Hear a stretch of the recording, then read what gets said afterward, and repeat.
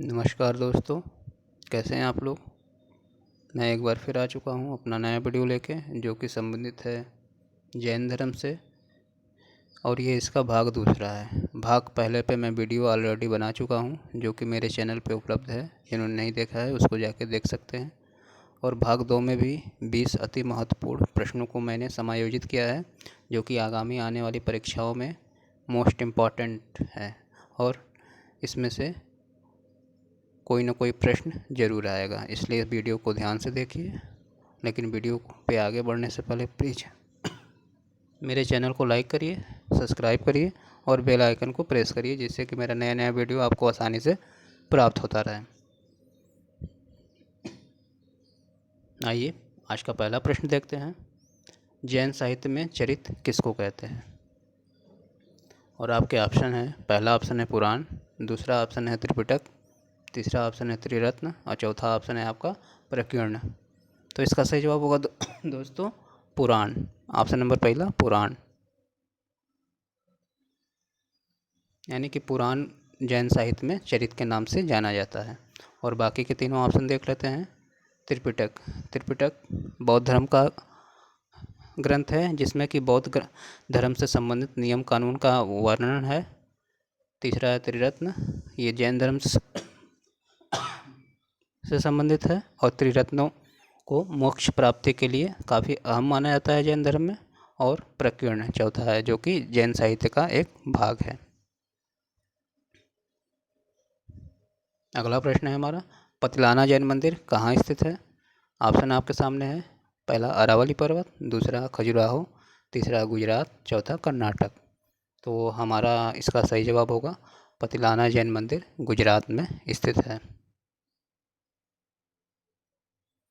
तो जो पतिलाना जैन मंदिर है दोस्तों, वह गुजरात के भावनगर में स्थित है और यह प्रसिद्ध जैन मंदिरों में से एक है।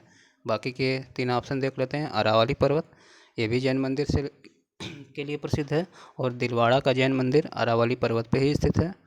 खजुराहो, ये भी जैन मंदिर के लिए प्रसिद्ध है। और कर्नाटक, कर्नाटक में जैन धर्म से संबंधित गोमतेश्वर भगवान का मंदिर है, जिसको कि बाहुबली के नाम से भी जाना जाता है। और ये आदिनाथ या ऋषभ देव के पुत्र कहलाते हैं, जो कि कर्नाटक में।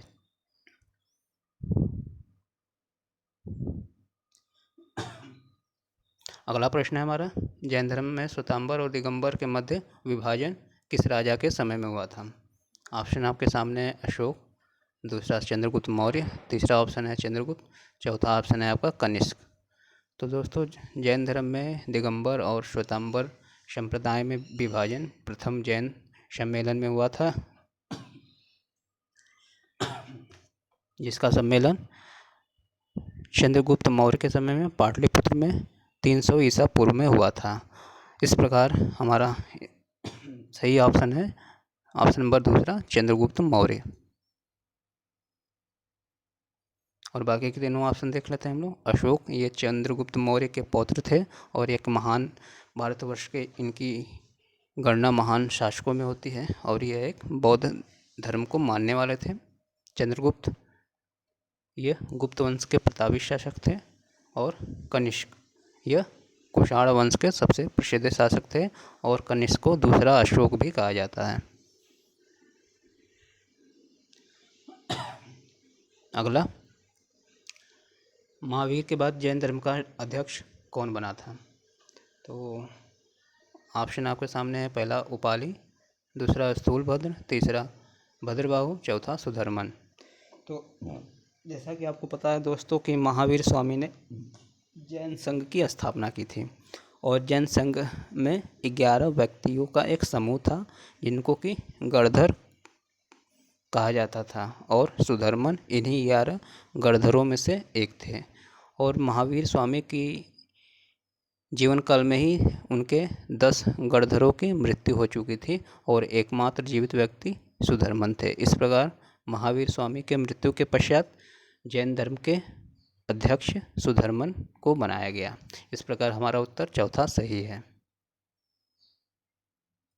बाकी के ऑप्शन उपाली, तो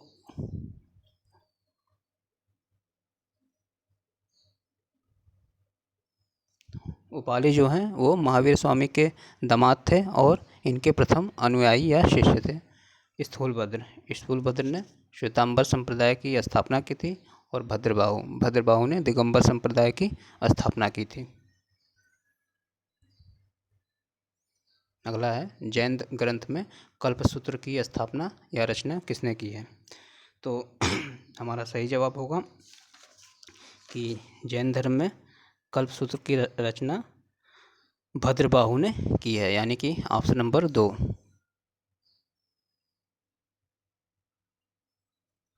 तो भद्रबाहु ने कल्पसूत्र की रचना की है, जिसमें कि जैन तीर्थंकरों का जीवन चरित्र का वर्णन किया गया है।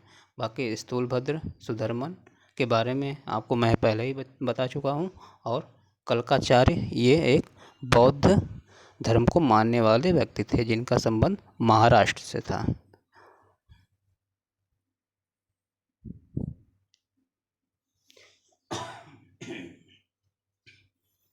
अगला प्रश्न है हमारा, जैन धर्म को अंतिम राजकीय संरक्षण किस वंश ने प्रदान किया था। जैसा कि आप लोग को पता ही है कि विभिन्न धर्मों को राजकीय संरक्षण इनके प्रसार और प्रसार के लिए मिलता रहा है। तो जैन धर्म को अंतिम जो राजकीय संरक्षण प्राप्त हुआ था वह गुजरात के चालुक्यों के द्वारा प्राप्त हुआ था। इस प्रकार हमारा आंसर 3 सही है।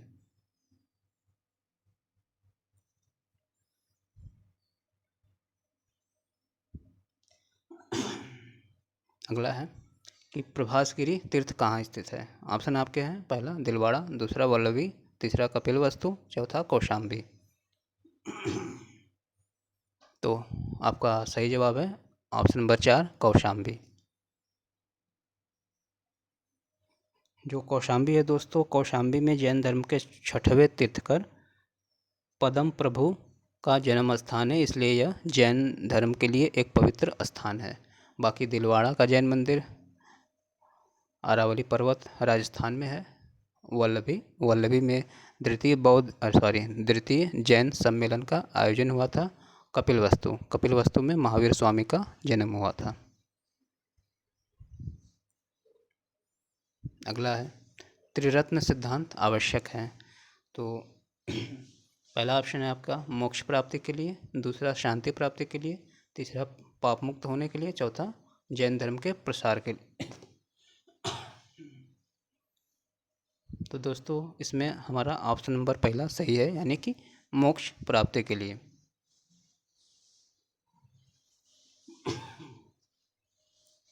तो त्रिरत्न सिद्धांत मोक्ष प्राप्ति के लिए सहायक है, क्योंकि जैन धर्म का सर्व उद्देश्य क्या है, मोक्ष की प्राप्ति।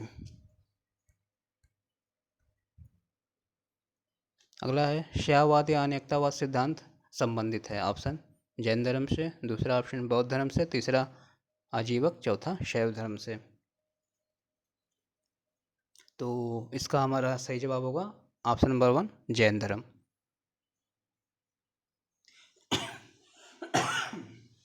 तो दोस्तों जो श्याववाद या अनेकतावाद है, ये श्याववाद या अनेकतावाद जैन धर्म का मान्य सिद्धांतों में से एक है। इसको सप्तभंगी सिद्धांत भी कहते हैं। इसका अर्थ है सापेक्षतावाद। एक अर्थ ये भी है सापेक्षतावाद। यह जैन दर्शन के अंतर्गत किसी वस्तु के गुण को समझाने व अभिव्यक्त करने का सापेक्षित सिद्धांत है। और बाकी बौद्ध धर्म, आजीवक और शैव धर्म, इसके बारे में आप जानते ही हैं। 10वां है जैन धर्म का संकलन कहलाता है। 14 पूर्व, दूसरा है 12 अंग, तीसरा है मूल सूक्त, चौथा है प्रकीर्ण। तो जैन धर्म का संकलन कहलाता है 12 अंग। ऑप्शन नंबर 2 हमारा सही होगा। बाकी 14 पूर्व, मूल सूक्त और प्रकीर्ण ये जैन सिद्धांत यानी जैन साहित्य का ही एक भाग है। अगला होगा किस जैन सम्मेलन में भद्रबाहु के अनुयायियों ने भाग नहीं लिया था। तो ऑप्शन पहला है प्रथम सम्मेलन, दूसरा तृतीय सम्मेलन, तीसरा दूसरा सम्मेलन और चतुर्थ सम्मेलन।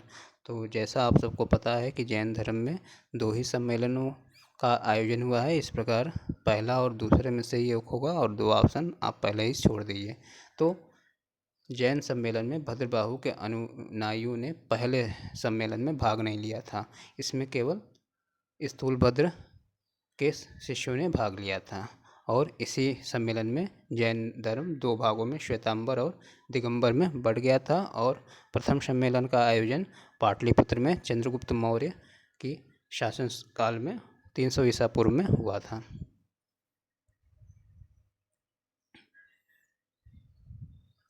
अगला क्वेश्चन है कि जैन धर्म में गणधर किससे संबंधित है। तो ऑप्शन है आपके ऋषभदेव के 12 शिष्य, शंभुनाथ के 12 शिष्य, महावीर के 11 शिष्य और नेमिनाथ के 12 शिष्य। तो इसका सही जवाब होगा ऑप्शन नंबर 3, महावीर स्वामी के 11 शिष्य।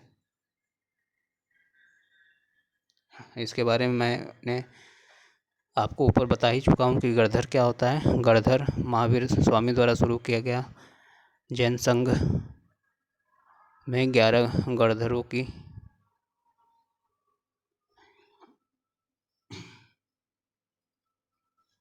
का एक समूह था जिसमें 11 व्यक्ति शामिल थे और सुधर्मन उसमें से एक थे।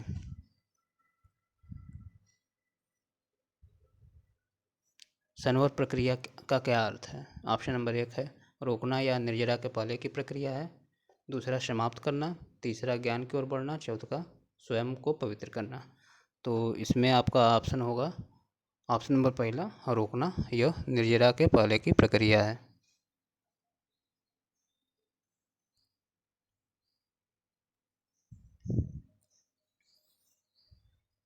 अगला प्रश्न,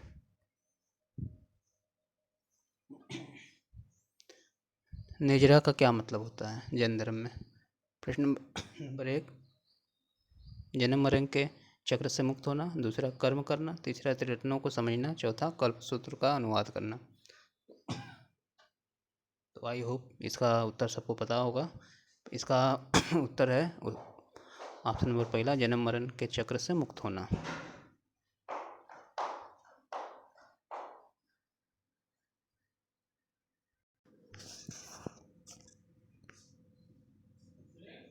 क्या जी?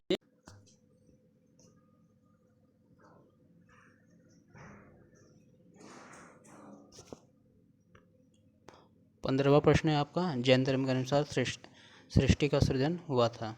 ऑप्शन नंबर पहला, सार्वभौमिक विधान। दूसरा ऑप्शन है आपका सार्वभौमिक सत्य। तीसरा ऑप्शन है सार्वभौमिक आस्था। चौथा ऑप्शन है आपका सार्वभौमिक ज्ञान।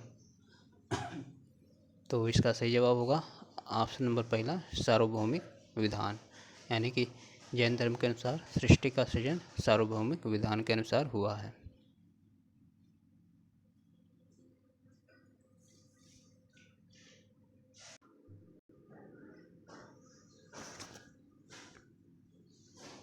अगला प्रश्न है हमारा, जैन धर्म की स्थापना किसने की थी।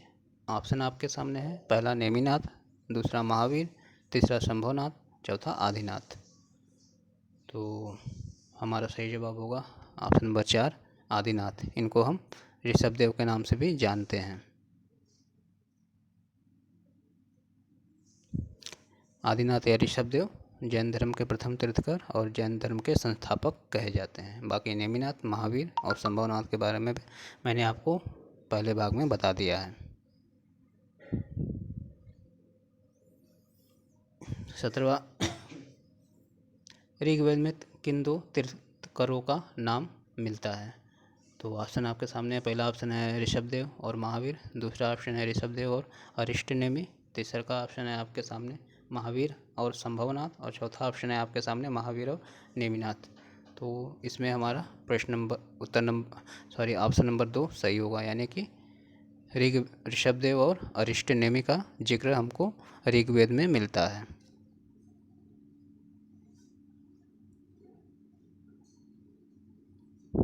यानी कि ऑप्शन नंबर 2।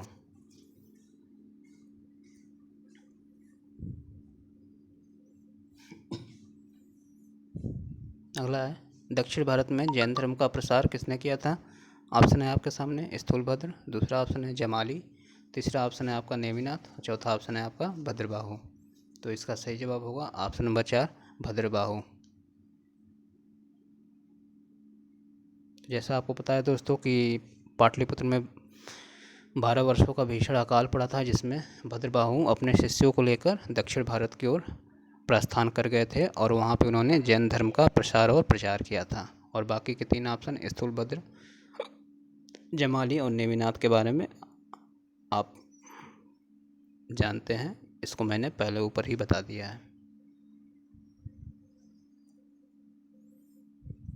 19वां है, जैन संग्रहालय कहाँ स्थित है? ऑप्शन है मथुरा, दूसरा ऑप्शन है आगरा, तीसरा ऑप्शन है कौशाम्बी, चौथा ऑप्शन है वाराणसी। तो इसका सही जवाब होगा ऑप्शन नंबर 1 मथुरा, यानी कि जैन संग्रहालय हमारा मथुरा में स्थित है। आगरा में आपका मुगल स्थापत्य कला के लिए प्रसिद्ध है कौशाम्बी। कौशाम्बी जैन धर्म बौद्ध धर्म का एक महत्वपूर्ण तीर्थस्थल है और वाराणसी हिंदू धर्म का एक प्राचीन सांस्कृतिक और धार्मिक नगरी है।